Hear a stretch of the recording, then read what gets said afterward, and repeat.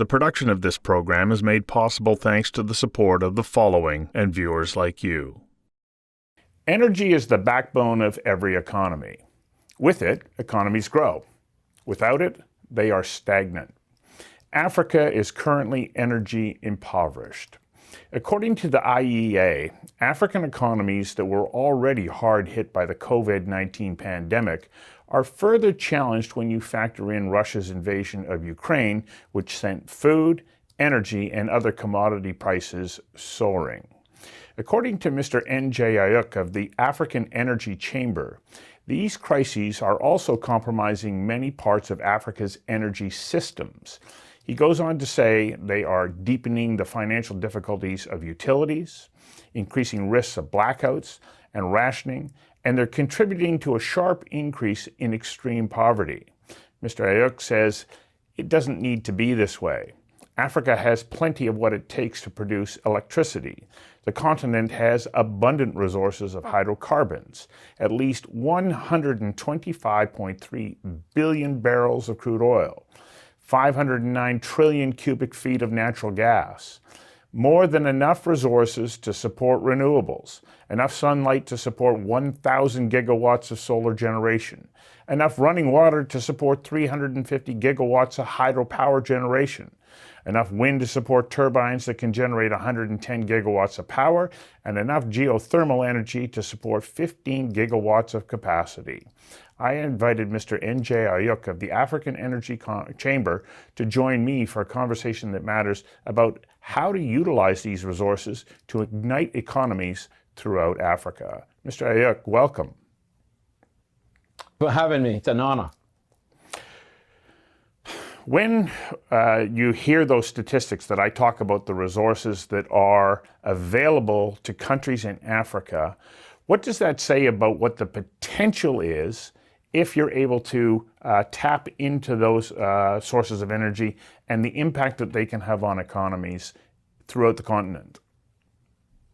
The potential is massive growth, massive opportunities for everyday people across the continent, but also us solving our own energy crisis that we have today. 600 million Africans have no access to electricity. 900 million have no access to clean cooking technologies, most of them women. That's a human rights issue. But then again, you start looking at poverty. Even those who have electricity, they have to ration electricity, like South Africa, where it's 8 to 10 hours a day in the dark. That's Africa's most industrialized nation. So productivity is down. Taxes keep going up because you got to pay a lot more for services. Cost of living goes up, but then production across the continent is down. So we cannot really meet our development goals. We can't really meet our actions because of energy poverty, and our energy security is not guaranteed in the continent. But at the same time, there's abundant resources in the ground that can be used to drive up human flourishing in this continent. What have been the major obstacles to being able to realize the access that you need to these energy sources? Are they political? Are they financial? Or are there other outside considerations that are hampering your ability to be able to tap into these resources? It's a combination of all. I think sometimes we have not really, as Africans, we've not really shown those political wills to really drive up markets, to really show limited government, cut taxes, and provide the right kind of fiscal incentives in the past. But right now, we've woken up. We're doing a lot of that. We've seen that if you have limited government, like a country like Namibia, if you reform your economies like what you're seeing in Gabon and the Congos, and really put some kind of structural, you're going to see investment come in. But also, we're also seeing outside forces that have been very, very strong in really pushing for lack of investment into our energy sector because of climate concerns. We know climate change and energy poverty are two sides of the same coin, but these outside forces have been really pushed our energy sector and put it on an existential threat, because we can't get access to finance because they say your resources deemed fuel, but you can, so it can be financed. But at the same time, you're seeing fossil fuel production in most of the wealthy countries like the United States or maybe Norway in Europe being funded. So we think there is a double standard, and that disparity is really hurting everyday people, and it's really hurting us to really ascertain those principles that we want to see and all that democratic traditions that we so much envision that could really be able to reshape our economies and improve people's lives. So that pressure from outside NGOs that are saying climate change is too big of a risk, therefore you shouldn't tap into the energy resources that are there in Africa. It's real then that they are thwarting investment and the exploration of these resources. It is real. There has never been a time when we have seen so much pressure on Africa by NGOs. In South Africa today, you can't even shoot seismic because Western NGOs are filing lawsuits and they are blocking multinational corporations from even exploring outside South Africa, the Orange Basin in South Africa. In East Africa, in Uganda, there is the East African crude oil pipeline. That pipeline has been under massive attack from financing, from funding, and everything that is being produced by Total Energies to ensure that that pipeline doesn't get, say, 200,000 barrels of oil production. It's going to be Armageddon. It's going to be the end of the world. That's just 1.8% of U.S. production. That makes no sense. Our Mozambique, a country that's very poor, heavily dependent on aid, NGOs have done everything to block financing from going into Mozambique LNG or other projects there. And that is really hurting our potential to grow. And across Africa, you continue seeing that. The only option that the NGOs offer is that the wealthy nations are going to give us aid. I don't think Africa's future is going to be built and reliant on Africans begging for aid all the time. We should be able to we should be let alone to do for ourselves what we expect our very good benevolent NGOs to come down here and do for us. So we need to access markets. We need to get NGOs to stay out of the way and let us build with those that really want to work openly and focus on how to build energy for people. The production of this program is made possible thanks to the support of the following and viewers like you. I watched an interesting interview the other day on Fareed Zakaria's show GPS with Tom Steyer, the American billionaire who also at one point put his name forward to run for the presidency of the United States. And he is a huge advocate for moving into the production of renewable energy. And he was saying, 84% of all new energy production in North America is in renewables. But I thought I couldn't help but want to talk to you about this because he's building upon the backs of an infrastructure that was built through using carbon-based fuels that were cheap and accessible. Is it realistic to be able to say, okay, let's just move towards renewables? Because off the top of the show, I noted that you have abundant sunlight and water and wind and so on. But is that an effective strategy, or do you have to say, no, we have to build our base capacity first, and the only way that we can do that is by going underground to release the resources that are there? Good example to answer that question is look at South Africa. South Africa tried that. It went into the worst energy crisis it has had. Even during apartheid, South Africa had better electricity than they have today.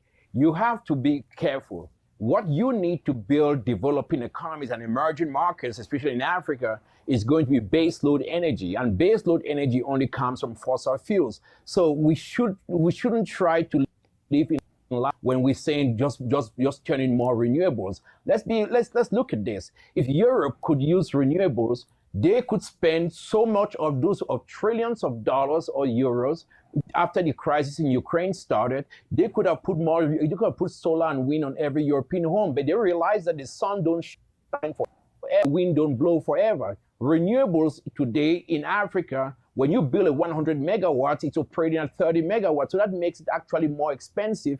And the intermittent nature of renewables is not really going to be able to really help us. So it is not a solution for now. It could be a solution for the future, but we need that base load. And that base load comes from fossil fuels. We build upon that because that is able to drive heavy machinery. It's able to drive heavy industry so that you can be able to really build upon our economies. And then we look at bringing in renewables into the game. This idea from Tom Steyer, when they talk about move into renewables in Africa, we can't do that. We can't just leapfrog. This is not the cell phone. The cell phone, you could have a cell phone and it all connects into one towers. But when it comes to electricity and power, you need multiple generations, and that becomes very, very costly when you see. So leapfrogging is not an option for Africa. We have to go in stages, and that's why it's important to have people who understand this be doing it and then have politicians legislating energy policy. That's why we're in any kind of energy crisis. Do you foresee that the long-term strategy in Africa would best play out? You get to develop the fossil fuel resources that you need to be able to build out that infrastructure, and then start to move to much more of renewables as a way of supplementing that. But without doing this in stages, as you say, you can't do a giant leap. Absolutely, you have to go step by step. This is time when you need to have pragmatic, common sense solutions, and it's very easy. You build upon fossil fuels, maybe invest massively in natural gas, which is the cleanest form of fossil fuels. If we produce all of Africa's natural gas, our greenhouse gas emissions go up by just 0.68%. That's nothing for a continent that is right now under 3% greenhouse gas emissions. You take that natural gas, give you a baseload energy, and you deal with energy poverty issues, and then you start moving into renewables. You can't be promising people renewables when you don't have electricity. Where you going to transition from the dark to the dark?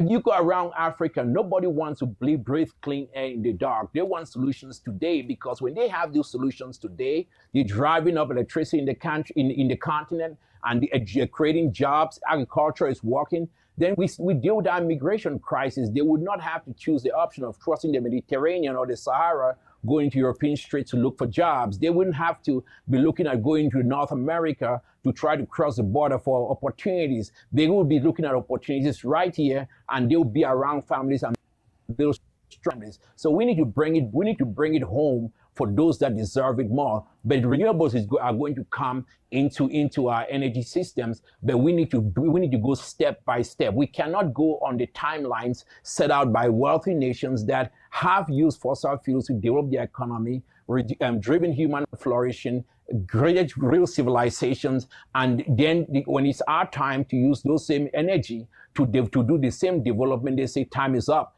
You need to switch, and you need to use solar and wind, when we know solar and wind is not the solution right now. It's just not, and we don't even have the money to do it.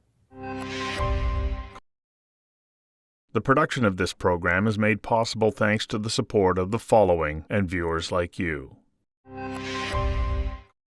You know, you just touched on a very interesting point. You said, for all intents and purposes, that the best and brightest in these economies in Africa that are energy impoverished will go elsewhere to look for their own opportunities in their lives.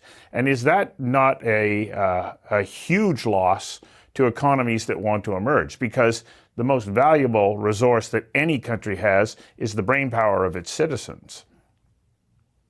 We've seen a lot of young people moving across from the continent into Europe, into Middle East, Dubai, Qatar. Some of them are even going down to Mexico and crossing the border into the United States.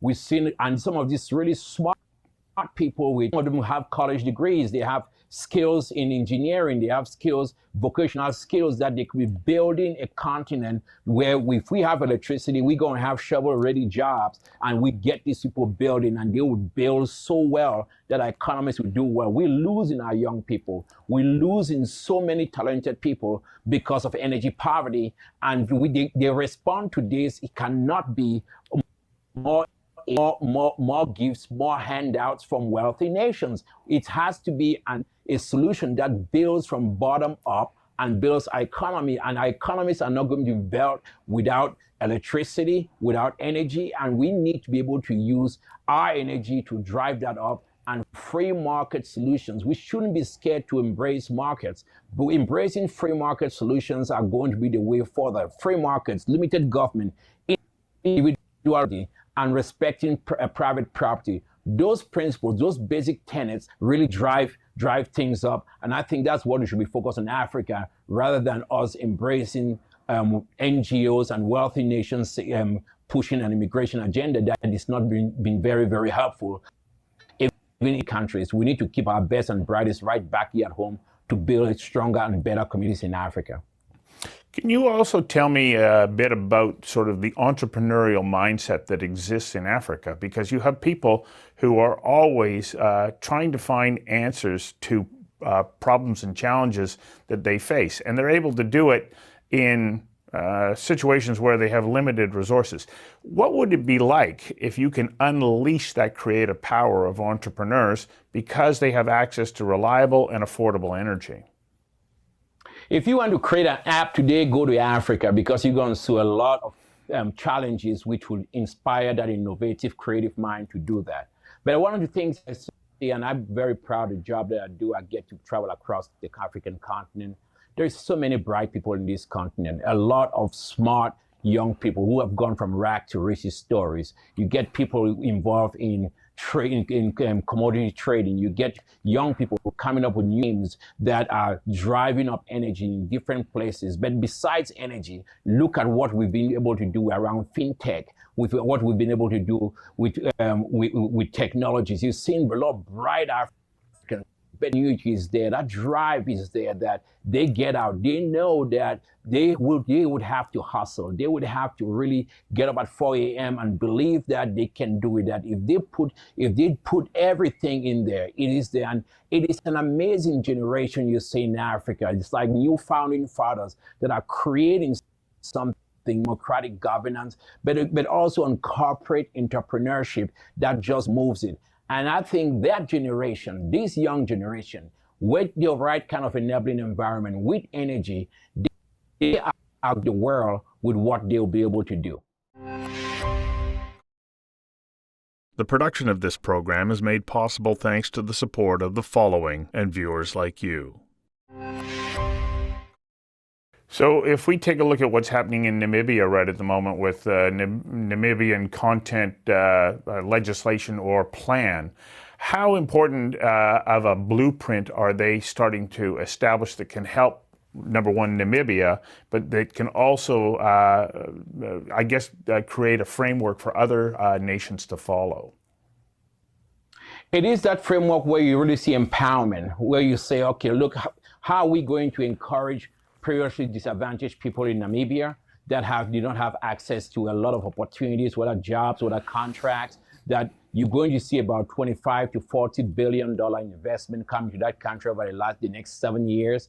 That the Namibian citizens should be good stewards and part of that investment, but also taking into consideration that you create certainty and clear guidelines on how the investors are going to operate. So you look at transferring technology, training and developing young people, hiring, but also empowering women and making women as a central part of that economy and really being able to drive that. I think it's a blueprint for many African countries to see how you manage resources, but also dealing with issues around corruption, transparency, ensuring that there is a fair process that continues to go and really driving up the rule of law. I'm so proud of what I see the Namibians doing. They are showing that it is possible in Africa, and that if these resources are being developed, the Namibians are going to benefit. They've already created a sovereign wealth fund that is going to ensure that most of the money is being invested in country and being saved for the future. So that is something that would work, and it helps them beat the resource curse that most countries have been victim of because they never had stronger institutions and processes and systems that would make them work. So how important then that is that to international investment interests who say, I want to know that if we're investing into these resources in a country like Namibia, we are legally protected, and that there is a jurisdiction, a governance jurisdiction in play that ensures that the projects can move forward, that they're not going to get held up, and that financial resources are protected. In a country like Namibia, and I think that's a great question because they have been receiving in many African countries right now because they have built an enabling environment. They have shown that they're going to respect investors. They have also shown that, you could take the government to court and beat them anytime they try to play foul. And so there's checks and balances, and that in itself, it's like fresh air to an investor because they know they're protected. We're not competing for capital today just between South Africa or Namibia and Nigeria. You're competing with Guyana, you're competing with Qatar, you're competing with the state of Texas or Oregon. Fiscally competitive, you got to deal with the above ground risk issues so that everybody can bring money in. But also the ability to fast track and move the approval processes and the permitting processes that sometimes have held back a lot of projects and a lot of deals. It shouldn't take so long to approve a project in the time you need to build that project. So you need to be able to drive that, and these kind of pillars that they've put out there, it has given investor confidence. So you've seen all the oil majors around the world, from Total to Chevron to Exxon to Eni to Shell, they are all pitching their tent in Namibia. Some of them have discoveries, some of them are in for oil and natural gas, and they're doing well because they also understand that they want to work with those that are respecting some of the best ESG principles that you can work and you can still produce these resources in a sustainable way, and we all can become out as winners. I did a check on what the major sectors are in the Namibian economy right now, and at the moment, oil and gas isn't even on the list. And yet, when I was in Norway recently, Norway oil and gas accounts for close to 60% of their GDP. And the difference in per capita GDP in Namibia versus that in Norway, there's an enormous gap. How important will these advances and moves in Namibia change the quality of people's lives?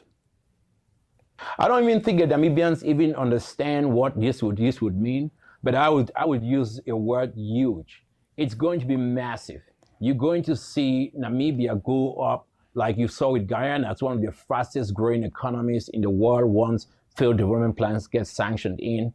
But also, it's not how the life is going to be changed. This is where active citizenry, this is where civil society, this is where everyday people come together and say, we need to get better plans on how these resources are going to be used to improve people's lives by creating jobs, by also diversifying the economy, that the economy is not solely dependent on exporting oil and natural gas, but building ingrown infrastructure, expanding an already booming tourism industry, expanding the agricultural basis so that we can not just feed Namibia, but to feed across Africa. And also that, so once you start diversifying your economy from day one, then you start having a very robust, sustainable economy that just keeps growing. And I think that Namibians are going to be okay. It's a country of about 3 million people. And if they put the right kind of policies and strategies in place, there is no reason why it cannot be another Norway or another Qatar in the world. It's going, and I trust the government and what they've been doing there. They have been very, very focused on getting that to be. If they continue that, there is no reason why they can't be a success. Well, thank you for your time today. You reinforced my belief that energy is the oxygen of the modern economy, and I will be watching closely to see how your work continues to unfold in Africa. Thank you very much. Thank you, sir. It's an honor.